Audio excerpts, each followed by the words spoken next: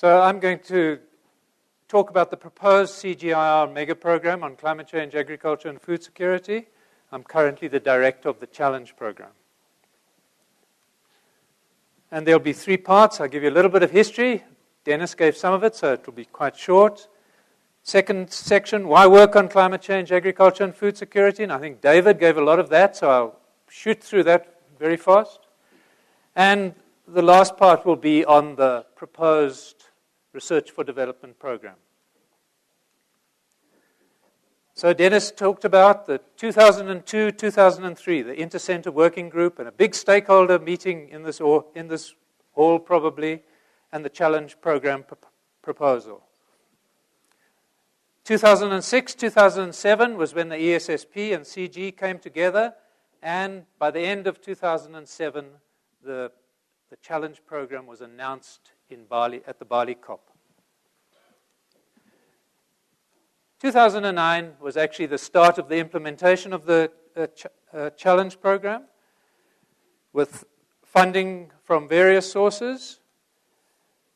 There's in the audience are the 6 theme leaders, and we're about to hire regional facilitators in the 3 initially targeted regions.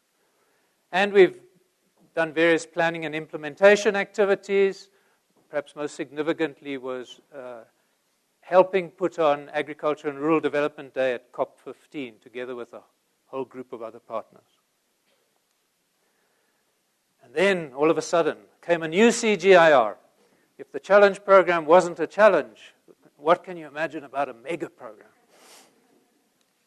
So major reforms and really significant reforms happening in the CG, and many of us welcome them. All work will in future be conducted in mega programs. So all center work will have to take place through mega programs. And one of the mega programs that was proposed, MP7, is climate change. And the Challenge program was asked to lead the development of that one, and it was earmarked to be fast-tracked. And with all likelihood, the Challenge program will be rolled into the mega program. Of course, the decisions have to be taken by very different other stakeholder groups, and perhaps there's other decisions made. So we don't know the future. So the mega program proposal development process was as follows. I think it was in late-ish March that we were asked to lead the development of a mega program. We had a management team of the Challenge program, together with Jürgen at that point already, trying to think about what does this mean in terms of transforming a Challenge program to a mega program. The concept that we came up with was then presented 1 week later at this big conference in Montpellier, GCARD, and I think we had an audience of about 100 to 150 people listening to the proposed concept for a mega program on climate change, nice facilitated discussion, and some really good inputs from a very diverse stakeholder group. 1 week later, we hosted a meeting of all the CGIAR contact points in Copenhagen. Some CG centers weren't represented, but they were on the email and Skype. And went through again the concept for the mega program. And in between that meeting, which was the 8th of April, and today, we've had to write essentially this concept for the mega program. And now we're at the Nairobi meeting. What are the key priorities under the themes that we've identified? That's the kinds of things we're looking for in this meeting. But we're actually also rolling out implementation at the same time. And the 3 target regions, we have representatives from each of the regions, and we want to think through the implementation process in those regions and use it to test the mega program proposal. Does the concept hold up in terms of what's planned for this year? So the second question, why a program on climate change, agriculture, and food security? There's many other priorities. David's outlined the problems with food security issues. Why a special program on climate change? And I'm not going to go through all the details. You've seen some of the slides from David. I thought I'd just leave one in. And it's a statement from Jerry Nelson, who's in the audience with us. Unchecked climate change will result in a 20% increase in malnourished children by 2050. It's from work that he did in 2009. Major potential impacts of climate change. We need, as Achim Steiner says, reinvented agriculture. Agriculture and food systems that are climate resilient. We need enhanced adaptive capacity of farmers, nation states, regional bodies, and the global audience. We don't only need climate resilient agriculture, we need a climate friendly agriculture, as Achim was stating. We have to do something about the mitigation agenda. And in some ways, this may open up opportunities for smallholder farmers in terms of carbon farming, in terms of REDD. Agriculture is a major impact on deforestation. Are there incentive mechanisms that you can put in place that will benefit smallholder farmers? So then the last section of my talk is about the proposed Research for Development program, and I'll run through these different pieces. So the proposed objectives: to provide diagnosis and analysis to ensure the inclusion of agriculture in climate change policies. So really to get agriculture into the climate debates at various levels. And this is what we really started last year in terms of COP15. To identify and development pro-poor adaptation and mitigation practices, technologies, and policies. And this is about putting climate into agriculture. Who are the beneficiaries? I think we see the key beneficiaries as the resource-poor farmers. And whether it's Latin America, Asia, or Africa, whether it's bean producers, maize producers, fishers, livestock producers, across all those sectors and countries, the impacts are going to be felt. And it's, as David was suggesting, it's often the most vulnerable groups which are going to feel that impact. But we would like to see the program contributing to the larger food system. We would like to see it to contributing to food security in the bigger sense. And therefore, other beneficiaries are the urban poor. And because we're interested in the mitigation agenda as well, we're talking of environmental goods, which are global public goods and also local public goods. So the frame that we think we would use for the program is the following one. There's this climate variability and change. We're interested in enhanced adaptive capacity in agricultural NRM systems and in food systems. We believe we should be focusing on three impacts: the environmental benefits, improved livelihoods, poverty alleviation, and the improved food security agenda. But there's the trade-offs, of course. There's going to be trade-offs. And Achim has shown nicely how the environmental agenda has been kept divorced from the agricultural agenda. We need to reinvent the system so that we put those together, understand the trade-offs, and know how to move forward. In order to do this, we think of having 4 research themes. The first one, adaptation to progressive climate change. So this is looking at climate change 2030, 2040, 2050. What are farming systems going to have to look like in East Africa in 2030, 2040, 2050? Adaptation pathways for current climate risk. The next season. What is the next season bringing? How How do farmers cope with the risks that the season's rainfall is going to bring? The third one is on mitigation, and it's entitled Poverty Alleviation through Mitigation. Now, I think themes 1 and 2 are explicitly about adaptation, and that's a poverty-related agenda. We wanted to put poverty alleviation in the third agenda because we wanted to signal that this wasn't a purely environmental agenda. To what degree are opportunities opening up for smallholder farmers in terms of different streams of income from carbon farming, for example? These are the themes where we imagine the nuts and bolts happening out in the field. Technologies, practices, policies, capacity enhancement. For example, to get the NAMAs, the mitigation action plans, the adaptation policies in place. The fourth theme is servicing the other themes. It's titled Diagnosis and Scenarios for Making Strategic Choices.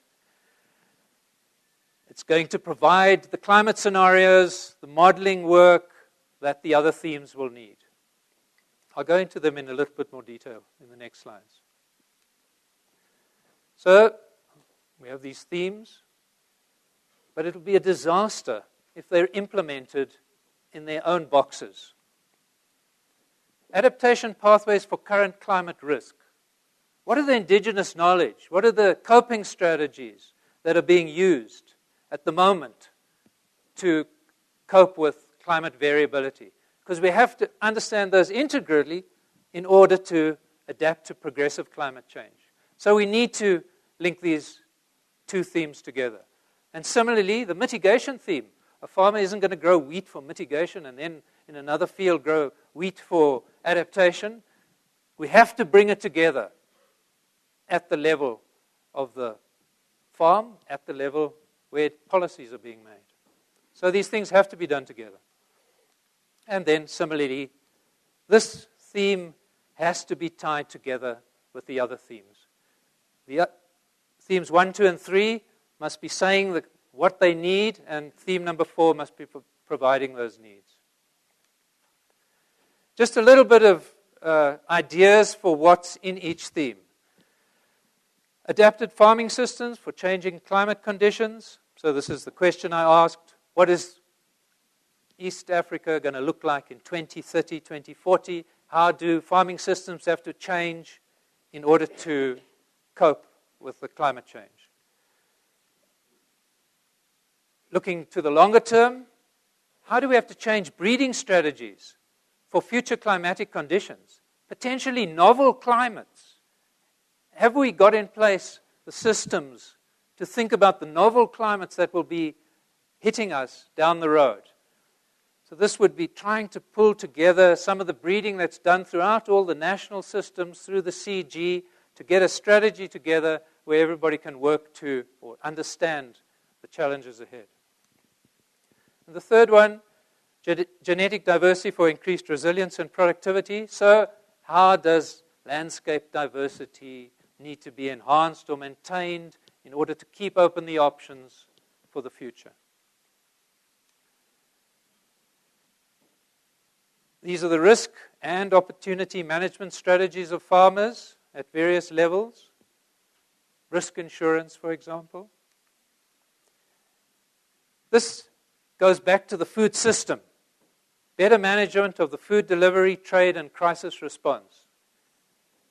Climate data, crop data, how can one put that all together and inform crisis response, for example?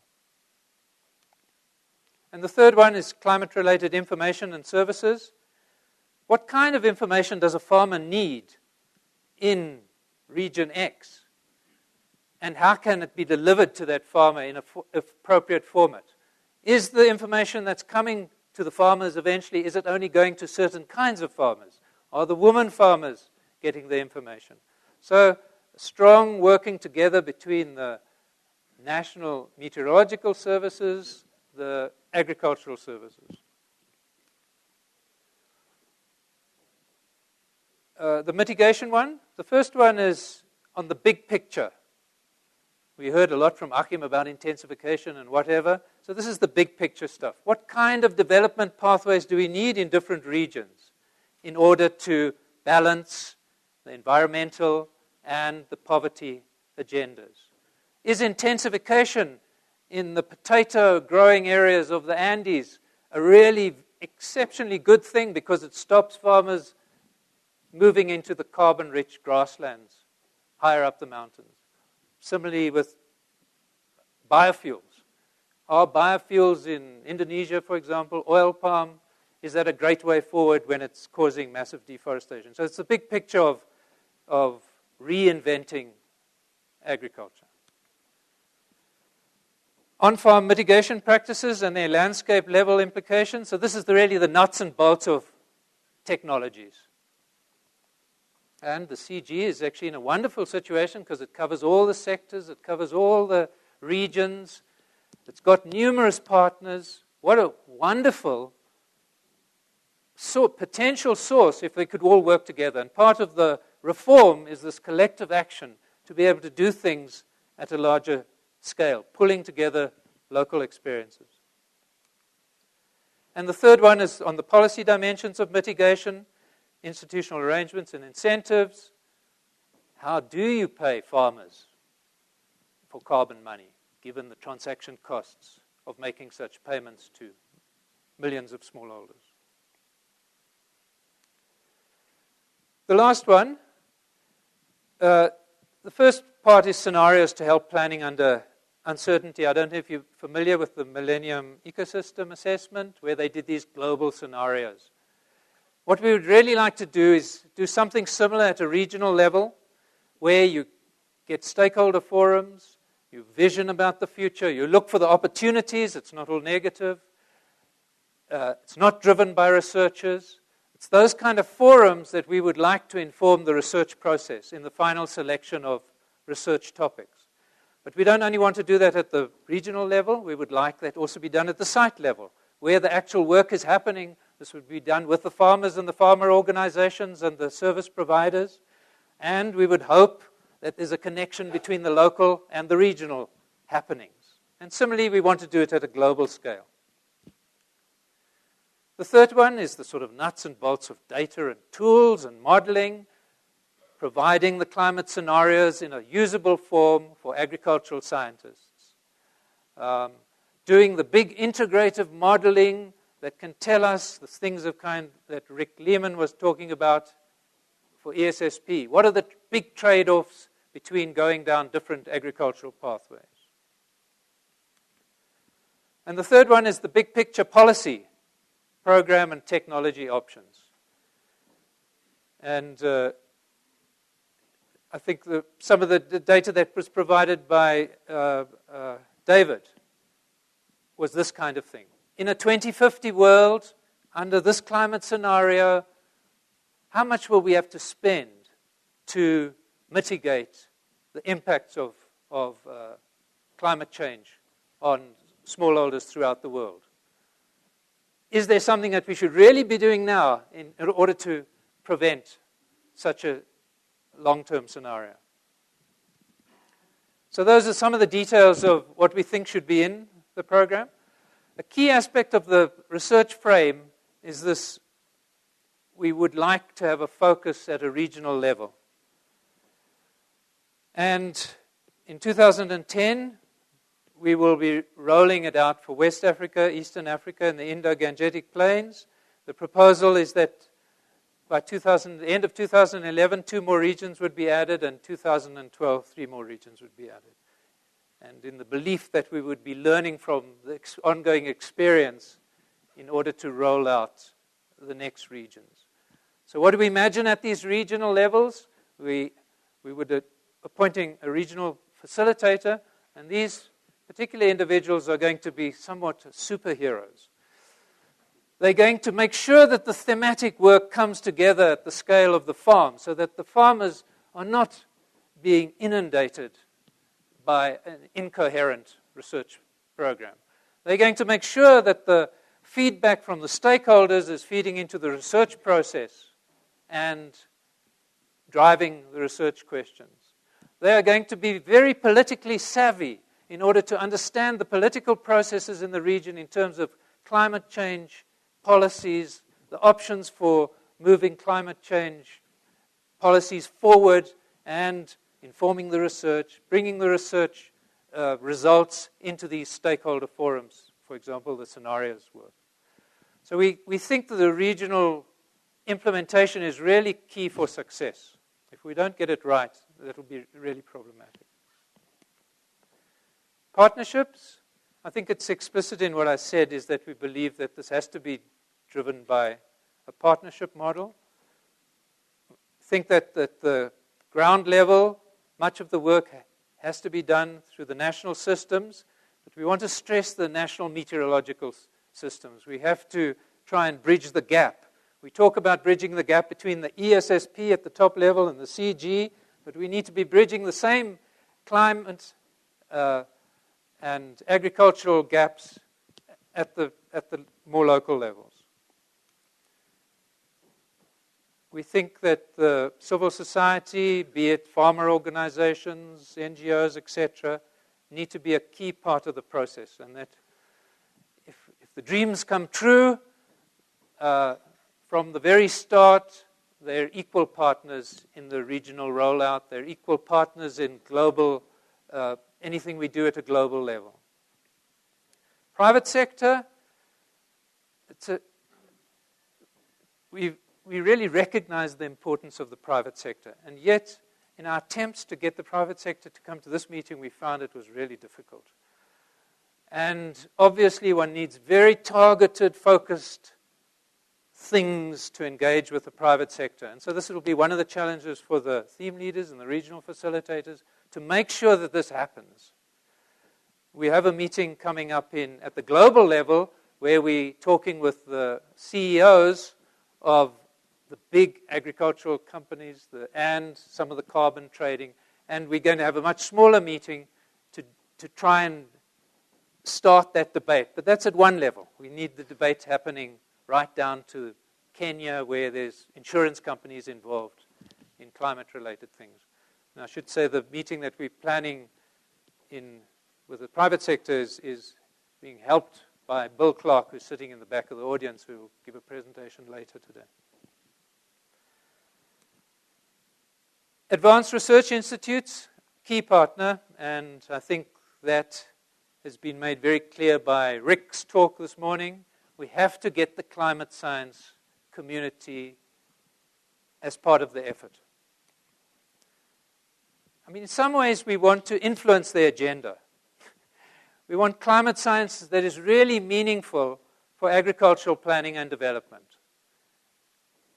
and that the two audiences can work together.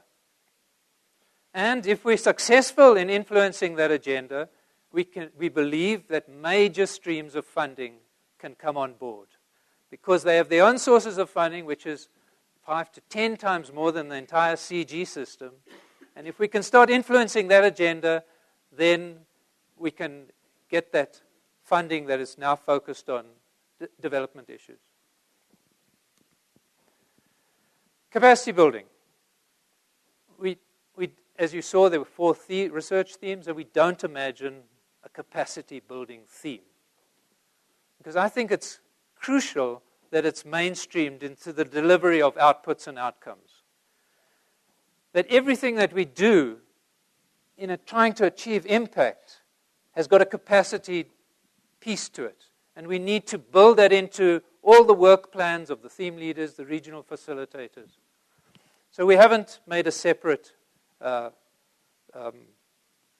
piece for capacity building. But what we do is we analyze the budgets of the theme leaders for all the capacity building and then point out the percentages that they're allocating to capacity building and ensure that they really take on board the capacity building component. And just one example, and this is the research capacity building. So the mitigation work needs measurements of greenhouse gases. I was just walking in Copenhagen and bumped into a Bangladeshi student who was measuring greenhouse gas emissions from Danish manure or something like that. And I said to him, but why weren't you working in Bangladesh? He said, no, the funding situation, you can't. So for a very little bit of funding from us, very minor, in terms of getting them to the field, we could have hundreds of students. And that would bring on already vast amounts of other resources because their entire stipends are paid from somewhere else. We could build up, if everybody agreed to collect data in a certain way, we could build up this fantastic database of agriculture in the developing world, something which is completely missing at the moment. An example at the capacity building, not in research, but together with other kinds of policies, other stakeholders, working together at national and regional, with national and regional agencies, for example, to inform UNFCCC. And it's not so much capacity building. I think it's learning together in many cases. But there are agencies that deal with capacity building of these kinds of things, and we would like to form partnerships with those kinds of agencies to deliver on or helping us work with such agencies.